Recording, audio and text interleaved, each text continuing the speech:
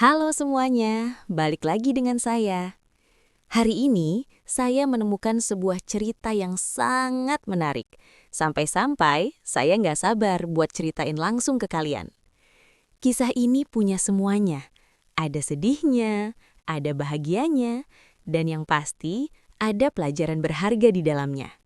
Jadi, siapkan cemilan kalian, dan mari kita mulai pembahasannya. Kita masuk ke ceritanya, aku ajak kalian absen dulu dong. Yuk dukung channel ini dengan cara tekan tombol like dan subscribe sekarang juga. Terus ramaikan kolom komentar di bawah ya. Tulis nama, asal kota, dan ketik hadir. Aku pengen tahu nih, sahabat paling jauh dari kota mana aja? Suasana hujan deras mengguyur sebuah rumah kecil di pinggiran kota. Jam dinding menunjukkan pukul 2.15 pagi. Maya, 28 tahun, terbangun karena suara gedoran keras yang mengguncang pintu depan. Maya tersentak. Jantungnya berdegup kencang. Ia menoleh ke samping. Namun tempat tidur itu kosong. Bram, suaminya, tidak ada di sana. "Mas Bram?" panggil Maya lirih. Suaranya gemetar. Ia melangkah keluar kamar dan menemukan Bram sedang meringkuk di balik sofa ruang tamu. Wajah suaminya pucat pasi, matanya merah karena kurang tidur, dan badannya bergetar hebat seperti orang kedinginan. "Mai, jangan nyalakan lampu. Tolong, jangan buka pintunya," bisik Bram serak, nyaris menangis. "Siapa mereka, Mas? Kenapa mereka datang jam begini?" Belum sempat Bram menjawab, suara gedoran itu berubah menjadi hantaman keras. Brak! Pintu depan terbuka paksa. 3 pria berbadan besar dengan pakaian gelap merangsek masuk, membawa hawa dingin hujan ke dalam ruangan. "Bram, keluar kau pengecut! Jangan sembunyi di balik daster istrimu!" teriak salah satu pria yang memiliki tato kalajengking di lehernya. Maya berdiri gemetar mencoba melindungi suaminya yang tetap bersimpuh di lantai. "Tolong, ada apa ini? Kalau ini soal utang, tolong beri kami waktu. Suami saya sedang tidak bekerja." Si pria bertato tertawa sinis. Langkahnya mendekat ke arah Maya. Ia menatap Maya dari ujung kepala hingga kaki dengan tatapan yang sangat menghina. "Tidak bekerja? Suamimu sangat sibuk, manis. Dia sibuk menghabiskan 2 miliar rupiah di meja judi kami hanya dalam semalam." Maya merasa dunianya runtuh. 2 miliar? Tidak mungkin. "Mas, kamu bilang uang tabungan kita dipakai untuk modal usaha catering." Bram hanya bisa menunduk, menyembunyikan wajahnya di lutut. "Maaf, Mai, Mas hilaf. Mas pikir bisa menang dan mengganti uangmu." "Hilaf katamu?" Penagih utang itu menjambak rambut Bram dan menyeretnya ke tengah ruangan. "Bos kami tidak butuh maaf. Dia butuh uangnya kembali. Dan karena rumah ini pun sudah kau jaminkan bulan lalu tanpa sepengetahuan istrimu, kau tidak punya apa-apa lagi sekarang." Maya jatuh duduk di lantai. Rumah peninggalan orang tuanya pun sudah digadaikan. Rasa sesak memenuhi dadanya. Pria itu kemudian berjongkok di depan Maya, menyentuh dagu Maya dengan kasar. "Tapi bos kami punya tawaran menarik. Dia bilang dia pernah melihat foto istrimu di ponselmu, Bram. Dan dia tertarik. Jika istrimu mau ikut kami malam ini untuk menemani bosmu, separuh hutangmu kami anggap lunas. Dan kau punya waktu 1 minggu lagi untuk sisa 1 miliarnya. "Jangan," isak Maya. "Tolong, jangan." "Pilih, Bram," ancam si penagih utang sambil mengeluarkan sebilah pisau lipat dan menempelkannya ke leher Bram. "Istrimu ikut kami malam ini, atau kau ikut kami ke sungai dalam keadaan tidak bernyawa." Bram gemetar hebat. Ia menatap Maya dengan mata yang penuh ketakutan.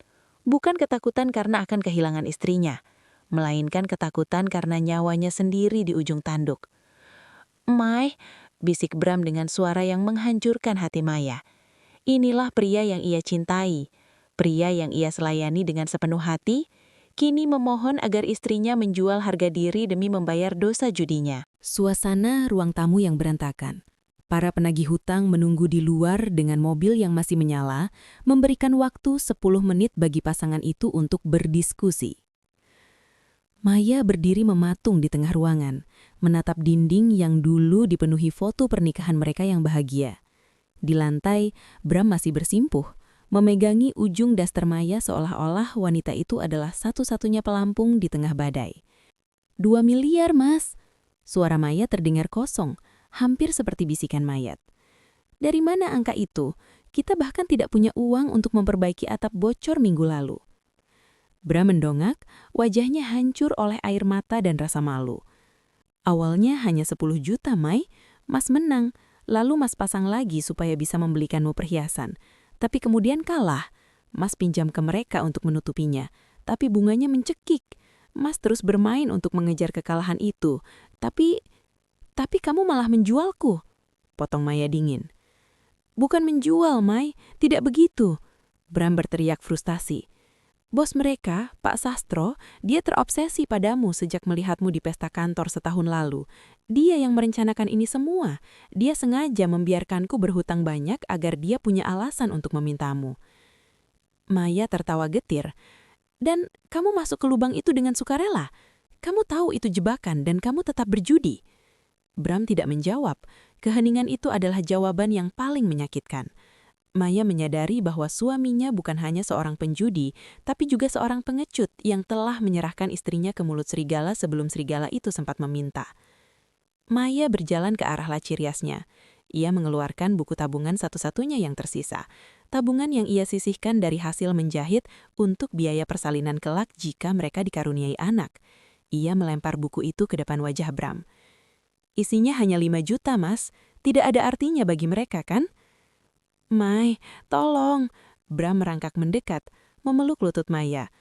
Pak Sastro bilang, kalau kamu mau menemuinya malam ini di Hotel Gracia, 1 miliar hutangku dianggap lunas. 1 miliar, Mai, itu sebanding dengan kerja keras kita selama 10 tahun.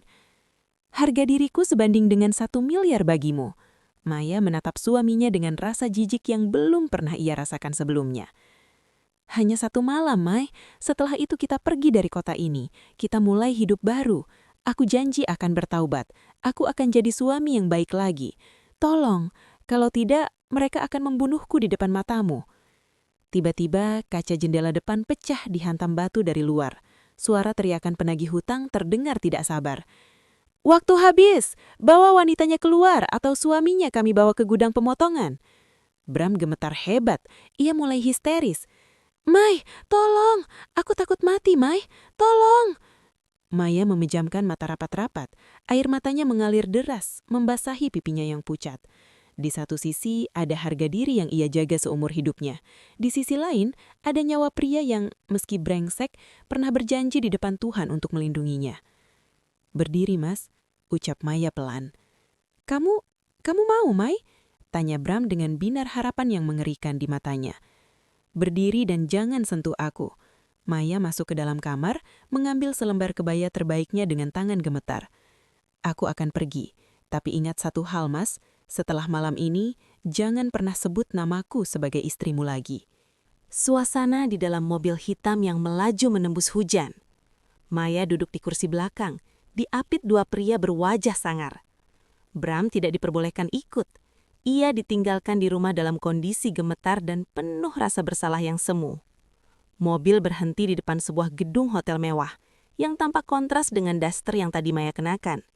Kini, Maya terbalut kebaya sederhana, namun elegan. Wajahnya pucat tanpa riasan, kecuali mata yang sembab. Maya digiring menuju lantai paling atas, ke sebuah penthouse yang dijaga ketat.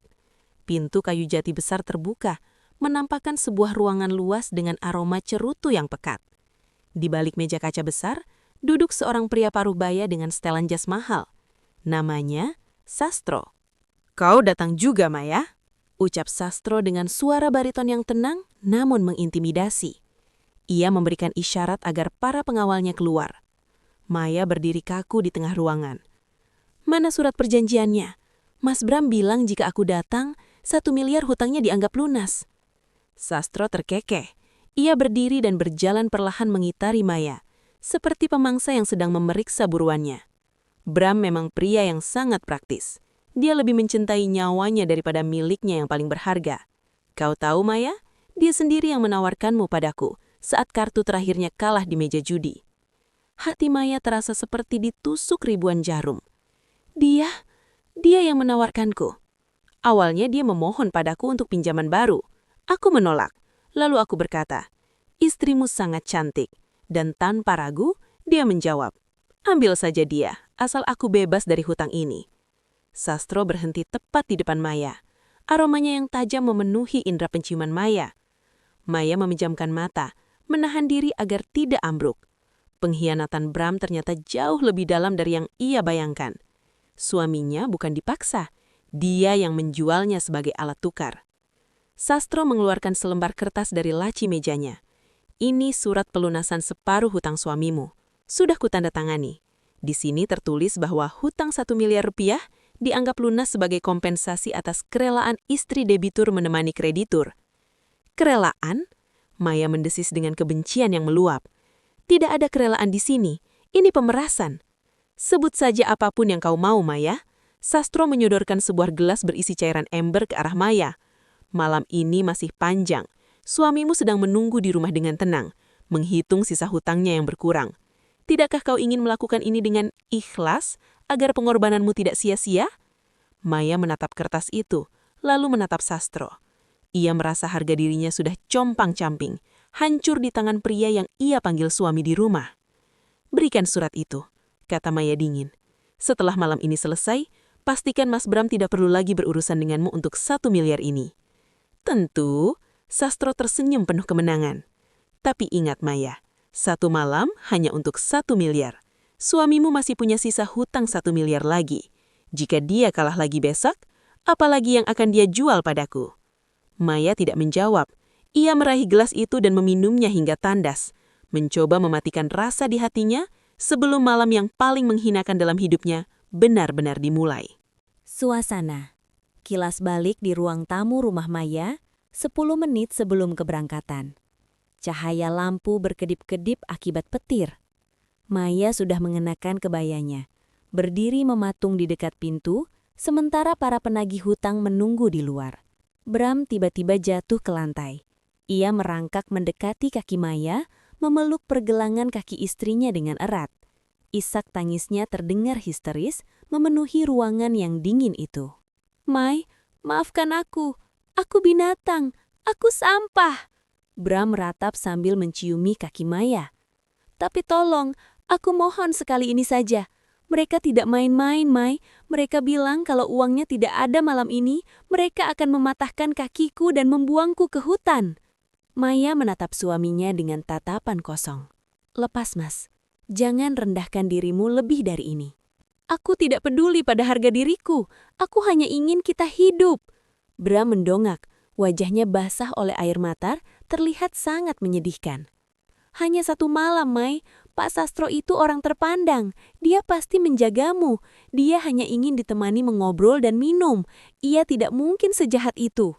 Maya menarik napas tajam. "Menemaninya mengobrol?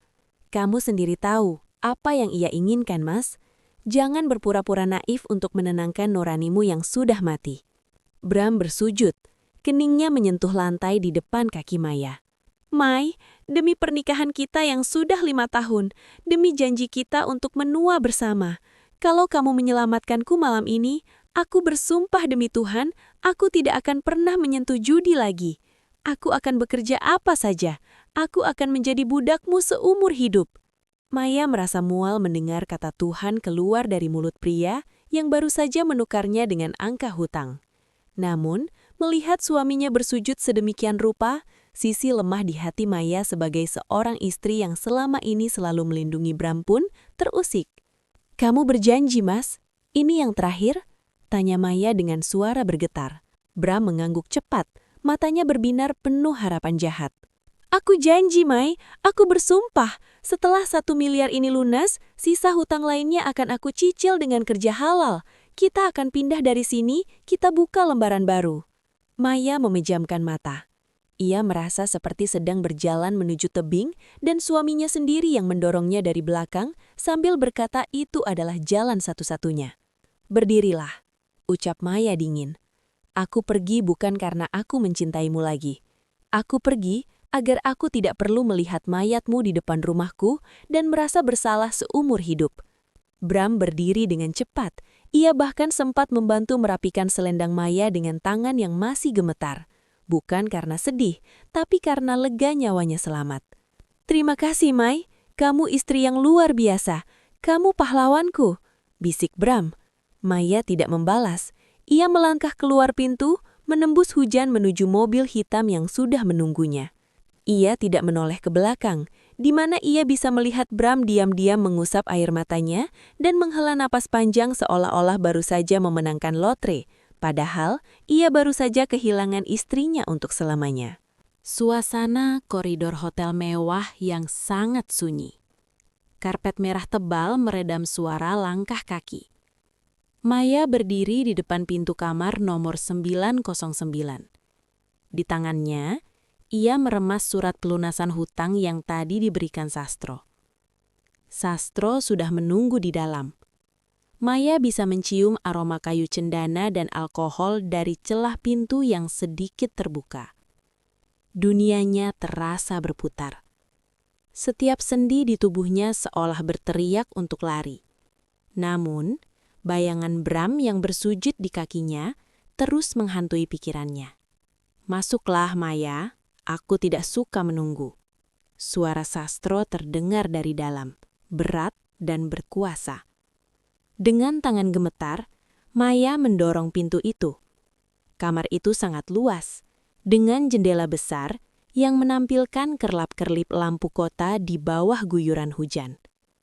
Sastro duduk di kursi kulit besar, masih dengan setelan jasnya, namun kali ini ia tampak lebih santai. "Letakkan surat itu di meja," perintah Sastro. Maya melangkah mendekat, meletakkan surat lunasan itu seolah-olah itu adalah sertifikat kematian harga dirinya. "Aku sudah di sini. Tolong, tepati janjimu. Jangan ganggu suamiku lagi untuk 1 miliar ini." Sastro berdiri, berjalan mendekati Maya. Ia berhenti sangat dekat, hingga Maya bisa merasakan hembusan nafasnya.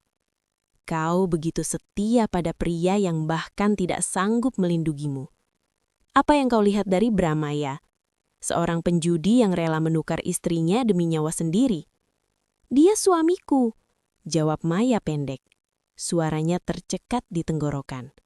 "Suami?" Sastro tertawa kecil sembari menyentuh ujung rambut Maya. "Suami adalah pelindung. Bram, dia adalah pedagang. Dan malam ini, kau adalah komoditas yang paling mahal yang pernah dia jual." Sastro kemudian mengambil sebuah kotak perhiasan kecil dari sakunya dan membukanya. Di dalamnya terdapat sebuah kalung berlian yang berkilau indah. "Ini untukmu. Anggap saja sebagai bonus karena kau lebih cantik dari fotomu."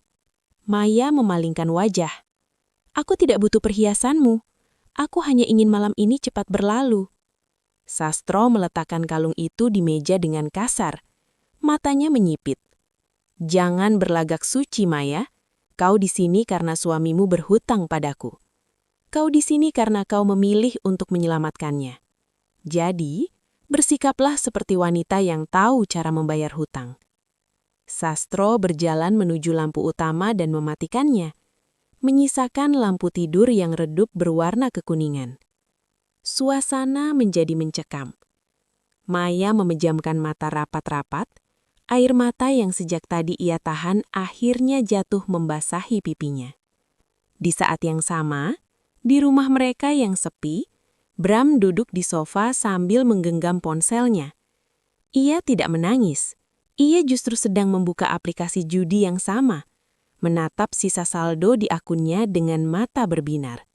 "Kalau Mai bisa melunasi 1 miliar malam ini, berarti aku punya celah untuk meminjam 1 miliar lagi besok," gumam Bram pada dirinya sendiri. Maya tidak tahu bahwa saat ia mulai mengorbankan segalanya di dalam kamar hotel itu, pria yang ia selamatkan justru sedang mempersiapkan lubang kehancuran yang baru untuknya. Suasana kamar penthouse yang remang-remang. Suara rintik hujan menghantam kaca jendela besar menjadi satu-satunya latar suara. Maya duduk di tepi ranjang, tubuhnya kaku seperti patung lilin. Sastro melepaskan jam tangan mewahnya, meletakkannya di atas nakas dengan bunyi klik yang terasa menyakitkan di telinga Maya. Pria itu menatap Maya dengan tatapan yang sulit diartikan, antara pemuasan nafsu dan rasa kasihan yang merendahkan. Kenapa kau diam saja, Maya? Kau terlihat seperti orang yang sedang menunggu hukuman mati, ucap Sastro sambil duduk di sampingnya. Maya tidak menoleh. Matanya tertuju pada cincin kawin di jari manisnya yang mulai terasa mencekik. Bagi saya, malam ini memang hukuman mati, Pak Sastro. Harga diri saya mati, pernikahan saya mati, dan wanita yang Anda lihat di depan Anda ini sebenarnya sudah tidak bernyawa. Sastro terdiam sejenak. Ia meraih tangan Maya, namun Maya tersentak, menarik tangannya menjauh dengan refleks.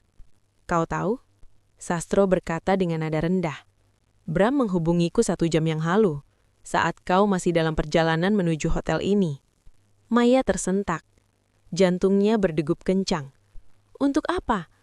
Apa dia memastikan aku sampai dengan selamat? Sastro tertawa sinis. Tawa yang terdengar sangat menjijikkan. Tidak.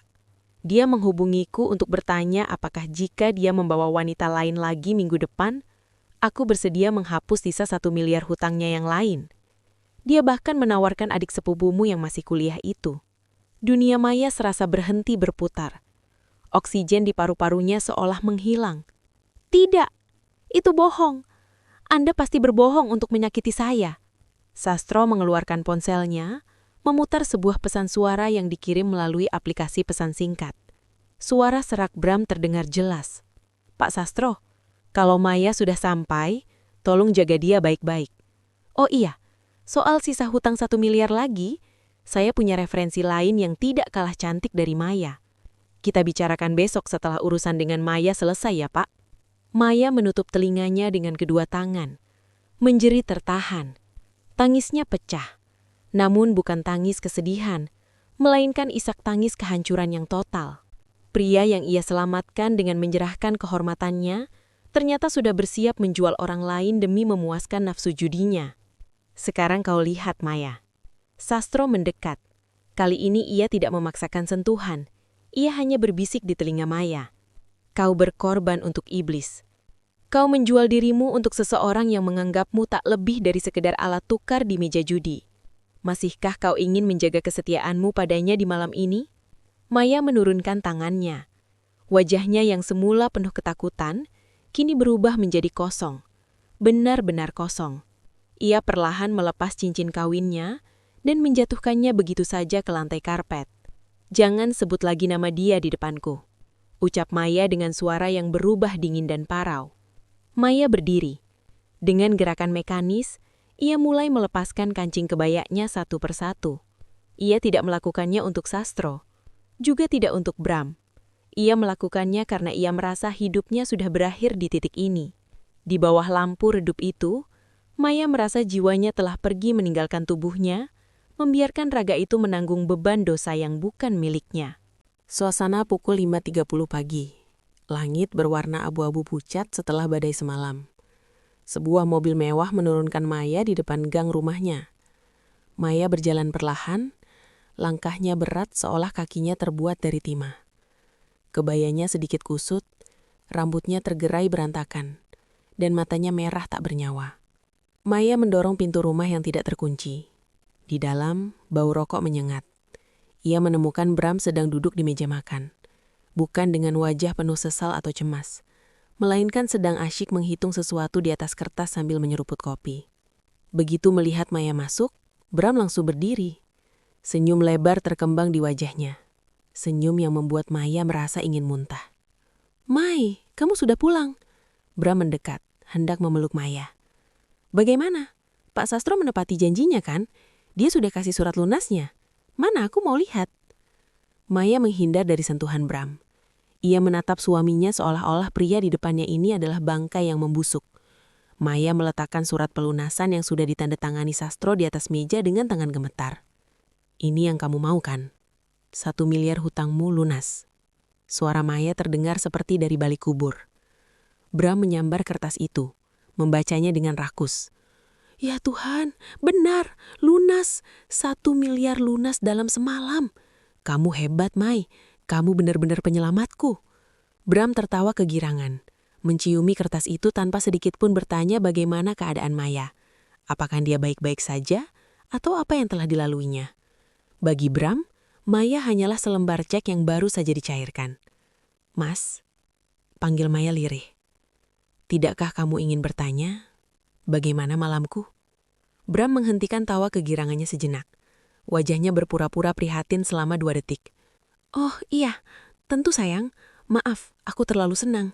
Kamu diperlakukan baik kan? Pak Sastro orang kaya, pasti kamarnya nyaman, makanannya enak." "Nyaman?" Maya terkekeh getir. "Kamu menjual istrimu ke tempat tidur pria lain, dan kamu bertanya tentang kenyamanan makanannya? Loh, jangan begitu dong, Mai. Ini kan demi kita juga." Suara Bram mulai meninggi, mencoba membela diri. "Lihat sisi positifnya, kita sekarang punya nafas lagi. Oh ya, Mai, soal Pak Sastro, dia bilang apa soal sisa hutang 1 miliar lainnya? Apa dia bilang bisa lunas juga kalau kamu mau datang sekali lagi?" Maya membeku. Perkataan Sastro tentang pesan suara itu benar adanya. Bram benar-benar berencana menjualnya lagi, atau menjual orang lain. "Kamu baru saja menukarku semalam, Mas. Dan sekarang kamu sudah memikirkan untuk menjualku lagi?" tanya Maya dengan nada yang sangat tajam. "Hanya sekali lagi, Mai. Cuma sekali lagi dan kita bebas murni. Setelah itu aku bersumpah kita pindah ke luar kota." Bram mencoba memegang tangan Maya dengan paksa. "Pak Sastro suka padamu. Ini kesempatan kita untuk jadi kaya tanpa kerja keras." Maya menatap tangan Bram yang memegang lengannya. Tiba-tiba, rasa takut yang ia rasakan semalam berubah menjadi kemarahan yang membakar. Ia menyadari bahwa pria di depannya ini tidak akan pernah bertaubat. Dia bukan sedang khilaf, dia sedang memelihara iblis di dalam dirinya. Maya menarik tangannya dengan kasar. "Jangan sentuh aku dengan tangan kotormu, Bram." Maya berjalan menuju kamar mandi, mengunci pintu dan menyalakan pancuran air sekeras mungkin untuk menenggelamkan suara tangisnya. Di bawah kucuran air dingin, Maya menggosok kulitnya hingga memerah, mencoba menghapus jejak Sastro. Namun ia tahu, jejak pengkhianatan Bramlah yang tidak akan pernah bisa hilang. Suasana pukul 10 pagi. Maya keluar dari kamar mandi dengan tubuh lemas. Ia menemukan Bram tertidur pulas di sofa. Kelelahan setelah merayakan lunasnya separuh hutang. Ponsel Bram tergeletak di lantai, terus bergetar karena notifikasi pesan masuk. Maya biasanya tidak pernah menyentuh ponsel suaminya.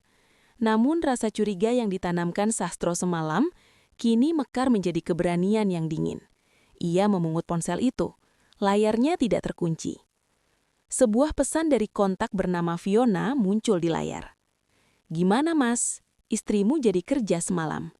Kalau 1 miliar sudah beres, jangan lupa janjimu ya. Kita jadikan DP apartemen di pusat kota minggu depan. Aku sudah bosan tinggal di kos-kosan sempit ini."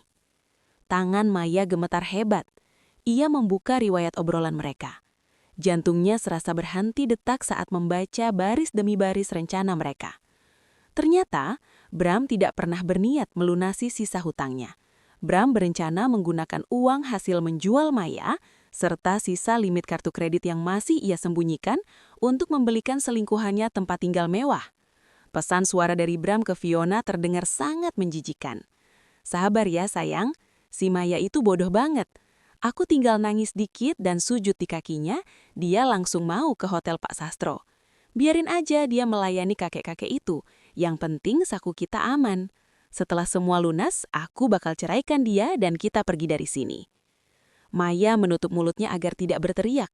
Air matanya sudah kering digantikan oleh amarah yang membara di matanya. Ia menyadari bahwa ia bukan menyelamatkan seorang suami yang hilaf, melainkan sedang membiayai kebahagiaan suaminya bersama wanita lain dengan harga dirinya sendiri. Bram terbangun, menggeliat malas. Ia melihat Maya memegang ponselnya. "Mai, sedang apa kamu?" Bram bangkit dengan wajah panik, mencoba merebut ponsel itu. Maya melempar ponsel itu tepat ke arah wajah Bram. "DP apartemen, Mas. Jadi itu harga 1 malamku. Bukan untuk nyawamu, tapi untuk wanita simpananmu." Bram tertegun. Wajahnya berubah dari panik menjadi defensif dan kasar. "Kamu lancang buka ponselku. Dengar ya, kalau aku tidak punya selingkuhan, aku bisa gila menghadapi istri membosankan dan miskin sepertimu. Lagi pula, kamu sudah kotor, Mai. Siapa lagi yang mau dengan wanita yang sudah dipakai pria lain kalau bukan aku? Plak! Satu tamparan keras mendarat di pipi Bram. Maya berdiri dengan tegak, auranya berubah total. Tidak ada lagi Maya yang lemah dan penurut. "Kamu benar, aku kotor," ucap Maya dengan suara yang sangat rendah namun mematikan. "Tapi aku kotor karena sampah sepertimu. Dan sampah, tempatnya adalah di tempat pembuangan." Bram terlawa sinis sambil mengusap pipinya. "Mau apa kamu? Lapor polisi? Ingat, kamu juga terlibat semalam. Kamu mau dunia tahu kamu melakukan itu. Kamu akan malu seumur hidup." Maya hanya tersenyum tipis. Senyuman yang membuat Bram mendadak merasa ngeri. "Aku sudah tidak punya rasa malu, Bram. Kamu sendiri yang membunuhnya semalam. Dan pria yang tidak punya rasa takut adalah musuh yang paling berbahaya bagi pria pengecut sepertimu." Suasana malam hari berikutnya. Rumah terasa mencekam. Bram mondar-mandir di ruang tamu dengan gelisah karena terus ditelepon oleh Fiona yang menagih janji. Sementara sisa hutangnya di Pak Sastro mulai ditagih lagi oleh para debt collector. Bram menatap Maya yang sedang duduk tenang di meja makan. Maya tampak berbeda. Ia mengenakan riasan tipis dan pakaian yang lebih rapi, seolah-olah sedang menunggu sesuatu. "Mai," Bram mendekat dengan suara yang dibuat selembut mungkin, kembali ke mode manipulatifnya. Pak Sastro menelpon lagi. Katanya sisa hutang 1 miliar itu bisa dianggap lunas malam ini juga. Dia bilang ini kesempatan terakhir. Kalau tidak, besok rumah ini benar-benar disita dan aku akan dihabisi. Maya menyesap tehnya perlahan, matanya menatap tajam ke arah Bram. "1 malam lagi, Mas. Dan setelah itu, kamu akan memberikan DP apartemen untuk Fiona." Bram tersentak, wajahnya pucat. Itu cuma salah paham, Mai. Fiona itu hanya rekan bisnis. Aku cuma menjanjikan komisi. Tolonglah, kali ini saja. Aku janji, setelah ini aku akan memutuskan hubungan dengan siapapun dan fokus padamu. Maya tersenyum, sebuah senyuman yang tidak mencapai matanya. "Baiklah, kalau itu maumu, hubungi Pak Sastro. Katakan aku akan menemuinya di hotel yang sama jam 10 malam ini." Bram hampir melompat kegirangan. "Benarkah, Mai? Kamu memang istri terbaik. Aku akan siapkan mobilnya." Bram segera menjauh untuk menelpon, sementara Maya mengambil ponselnya sendiri.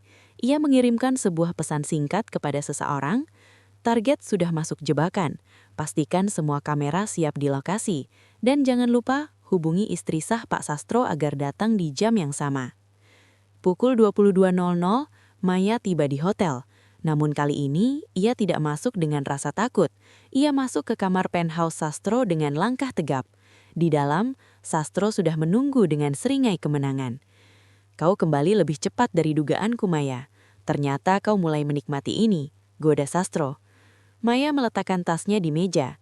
"Saya kesini bukan untuk Anda, Pak Sastro. Saya kesini untuk mengakhiri kegilaan ini." Tiba-tiba pintu kamar didobrak, bukan oleh penagih hutang, melainkan oleh seorang wanita paruh baya yang tampak sangat berkuasa, istri sah Pak Sastro, bersama beberapa orang dari pihak kepolisian dan awak media yang sudah diatur oleh Maya. "Sastro, jadi ini kelakuanmu di belakangku," teriak istrinya. Di saat yang sama, Maya menyalakan speaker ponselnya. Suara Bram terdengar jelas dari sambungan telepon yang sengaja ditinggalkan Maya aktif. "Ayo Pak Sastro, nikmati saja Maya malam ini. Yang penting besok pagi surat lunas sisa 1 miliarnya dikirim ke rumah saya ya. Oh iya, kalau Bapak bosan, minggu depan saya bawa sepupu saya." Seluruh ruangan mendadak sunyi. Istri Pak Sastro menatap suaminya dengan jijik, sementara polisi mulai mencatat pernyataan. Sastro panik, wajahnya yang berkuasa ini kini hilang seketika. Maya menatap ke arah kamera yang menyorotnya. "Malam ini bukan harga diri saya yang dijual, tapi kebusukan kalian berdua yang saya pamerkan ke seluruh dunia." Suasana halaman kantor kepolisian di pagi hari. Bram baru saja digiring keluar dari mobil polisi dengan tangan terborgol. Wajahnya yang dulu sombong, kini dipenuhi ketakutan dan air mata. Di depan kantor, puluhan awak media sudah menunggu. Bram ditangkap atas tuduhan perdagangan orang, TPPO, dan pemerasan, berkat bukti rekaman telepon dan kesaksian Maya. Di sudut lain, Sastro juga tampak tertunduk lesu saat aset-asetnya mulai dibekukan atas tuntutan cerai dan harta gonogini dari istrinya yang murka. Maya berdiri di sana, mengenakan setelan putih yang bersih dan elegan. Tidak ada lagi daster atau kebaya kusut. Ia tampak sangat bercahaya, seperti seseorang yang baru saja lahir kembali. Bram melihat Maya dan mencoba meronta dari pegangan petugas. Maya, tolong aku suamimu, Mai. Cabut laporannya, aku hanya bercanda soal sepupumu itu. Aku melakukannya karena aku sakit, aku butuh pengobatan judi. Maya berjalan perlahan mendekati Bram. Ia berhenti tepat di depan suaminya, menatap pria itu dengan tatapan nyatar, tanpa cinta, namun juga tanpa benci, hanya kekosongan. "Mas," panggil Maya tenang, "semalam adalah malam terakhirku sebagai istrimu, dan mulai hari ini, aku bukan lagi alat bayarmu." "Mai, jangan begini. Siapa yang akan menjagamu kalau aku di penjara? Kamu sudah kotor, tidak akan ada pria lain yang mau denganmu," teriak Bram, masih mencoba menggunakan gaslighting terakhirnya. Maya tersenyum tipis. "Kamu salah, Bram. Aku tidak kotor. Aku baru saja membuang sampah dari hidupku. Dan soal siapa yang menjagaku, aku punya diriku sendiri, dan aku punya sisa harta gonogini rumah kita yang ternyata tidak sah kamu jaminkan karena itu harta warisanku." Maya mengeluarkan sebuah amplop kecil dari tasnya. Bukan surat pelunasan hutang, melainkan akta perceraian yang sudah ia urus secara kilat dengan bantuan pengacara istri Sastro. "Selamat menikmati sisa hidupmu di balik jeruji, Mas. Di sana, kamu tidak perlu berjudi, karena kamu sudah kalah dalam permainan yang paling berharga, keluargamu sendiri." Maya berbalik, berjalan menjauh tanpa sedikit pun menoleh ke belakang.